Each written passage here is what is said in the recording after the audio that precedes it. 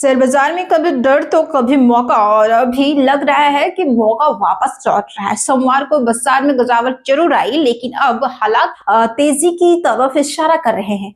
Gift Nifty में जोरदार उछाल और ग्लोबल संकेत बता रहे हैं कि बुधवार का दिन निवेशकों के लिए काफी अहम रहने वाला है। आज हम आपको बताएंगे उन खास स्टॉक के बारे में जहां से बन सकता है पैसा और क्या हो सकती है मार्केट की अगली चाल। तो बने रहिए कारोबार के साथ। नमस्कार, मैं हूं आपके साथ रिंकी।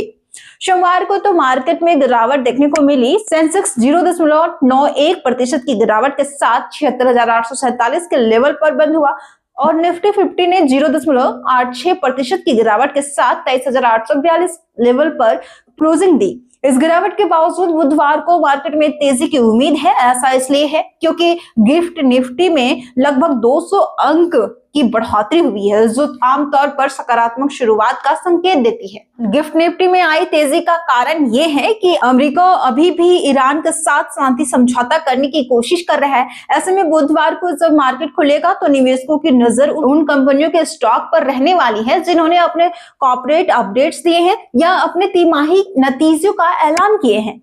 जैसे ICICI Prudential asset management company ने नवीनतम तिमाही में लगभग प्रदर्शन दर्ज किए हैं। कंपनी का ऑपरेटिंग रेवेन्यू इस तिमाही में 0.2% बढ़कर 1520 करोड़ रुपए हो गया।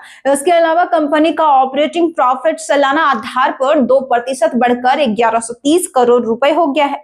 कंपनी के ग्राहकों की संख्या दिसंबर तिमाही से 5% बढ़कर 17 मिलियन हो गया है। जस्ट डायल ने लेटेस्ट तिमाही में मिले जुले नतीजे घोषित किए हैं। कंपनी का रेवेन्यू 6.2% बढ़कर 307 करोड़ रुपए हो गया है, जो इसके कारोबार में बढ़ोतरी को दिखाता है। हालांकि अन्य सोर्सेज से कम इनकम कमाने के कारण कंपनी का नेट प्रॉफिट 36% घटकर 100 करोड़ रुपए रह गया है।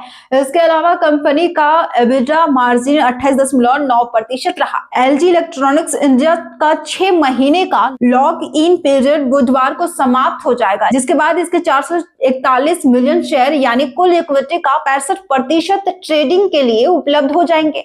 अब इन शेयरों की उपलब्धता से सप्लाई बढ़ सकती है और इससे शेयर की चाल पर असर पड़ सकता है। हिंदुस्तान जिंक वेदांता ग्रुप की कंपनी हिंदुस्तान जिंक लिमिटेड ने राजस्थान के झंडावाली सतीपुरा खनिज ब्लॉक के डेवलपमेंट का कॉन्ट्रैक्ट जीत लिया है। इस ब्लॉक में पोटास और हेलाइट जैसे महत्वपूर्ण मिनरल्स मौजूद है। मिनिस्ट्री ऑफ माइंस द्वारा आयोजित सरकारी नीलामी में कंपनी ने सबसे ऊंची बोली लगाकर इस प्रोजेक्ट को हासिल किया है। लास्ट है स्वराज इंजन्स ने चौथी तिमाही में शानदार प्रदर्शन किया। कंपनी का नेट प्रॉफिट पिछले वर्ष की इसी तिमाही के 45.4 करोड़ रुपए की तुलना में लगभग 20% बढ़कर 54.6 करोड़ रुपए हो गया है। इसके साथ ही कंपनी का रेवेन्यू भी सालाना आधार पर 19.8% तक बढ़कर 549.48 करोड़ रुपए हो गया है, जबकि एक साल पहले ये 458 करोड़ रुपए था। मार्केट में मौके हमेशा आते हैं, बस जरूरत होती है सही जानकारी और सही समय की। अगर आप चाहते हैं कि आपको हर दिन ऐसे ही महत्वपूर्ण अपडेट्स मिलते रहे तो अभी चैनल को सब्सक्राइब करें। आपकी नजर किस स्टॉक पर है, कमेंट में अपनी राय जरूर बताएं। अगले वीडियो में नए मौके और नई रणनीति के साथ मिलते हैं।